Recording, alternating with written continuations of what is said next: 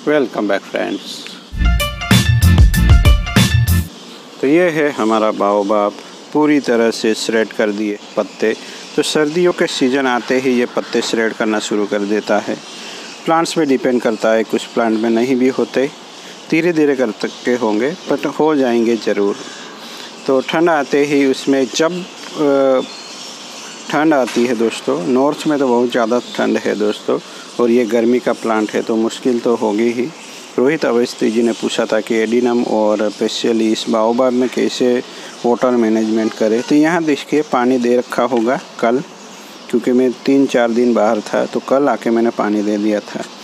तो उसमें पानी बहुत संभाल के देना है। हो सके तो ऐसे प्लांट को आप इंडोर भी रख सकते हैं जब उसमें पत्ते ना हो। स्पेशली थोड़ा बहुत सनरेज आ जाते हैं तो ठीक है, तो थोड़ा पार्शियली शेड में भी रख सकते हैं तो ये अच्छे से रहेगा, क्योंकि उसको काय वगैरह तो जमनी नहीं चाहिए, क्योंकि इसमें पानी जमा ही नहीं होना देना है।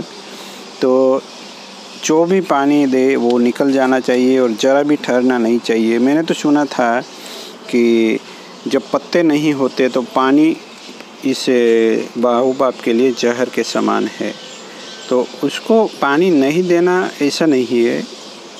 पानी से इस सोइल मिक्स को आप मॉइस्ट ज़रूर रखना है, और ऊपर से सूखने के बाद ही हफ्ते में एक आध बार पानी दे सकते हैं।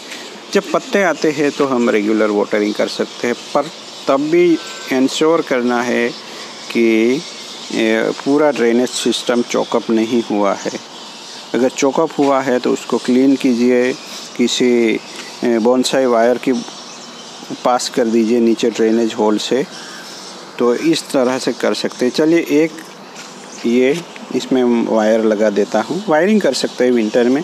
और ख़ास बात इस प्लांट में ये है कि यहाँ से ये ग्राफ्टेड है, देखिए यहाँ से ये ग्राफ्टेड है, और ये वी शेप में जो ब्रांच है वो भी यहाँ से ग्राफ्टेड है।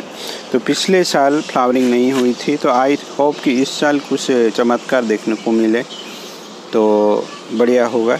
ये केवल बिना ग्राफ्टिंग के है ये ब्रांच, तो उसको मैं थोड़ा वायरिंग कर लेता हूँ।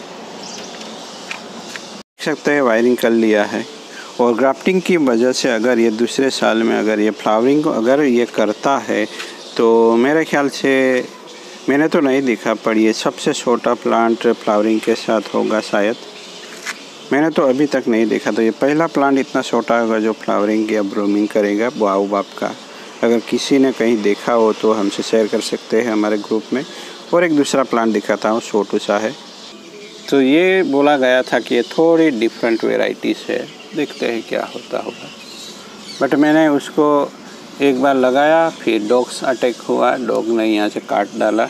तो दूसरी बार ग्रो किया और दूसरी बार भी उसको यहाँ से काटा, और ये ग्रोथ है जिसको मैंने जस्ट इस तरह से बेंड कर दिया है। अगर ठीक लगा तो रखूँगा, नहीं तो इसको चॉप कर देंगे।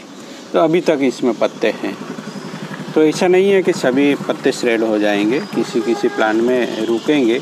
अगर आप बिना सीजन के प्लांट को ट्रिमिंग वगैरह करते हैं तो आ जाते हैं पत्ते, मगर विंटर आते आते तो ये अभी थोड़े दिनों में ये सब चले जाएंगे, और फिर से ग्रोथ करना ये स्टार्ट करता है दोस्तों मॉनसून के 1 महीने पहले।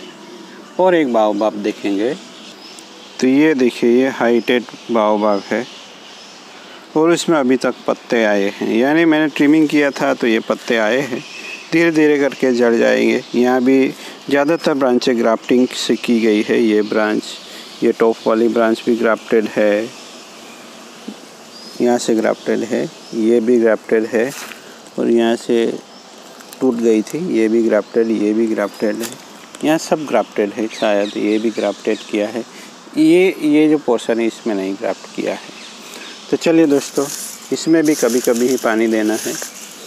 यहाँ ज़बरदस्त तरीके से होल बना हुआ है। तो चलिए मिलते हैं नए टॉपिक के साथ। Thank you for watching.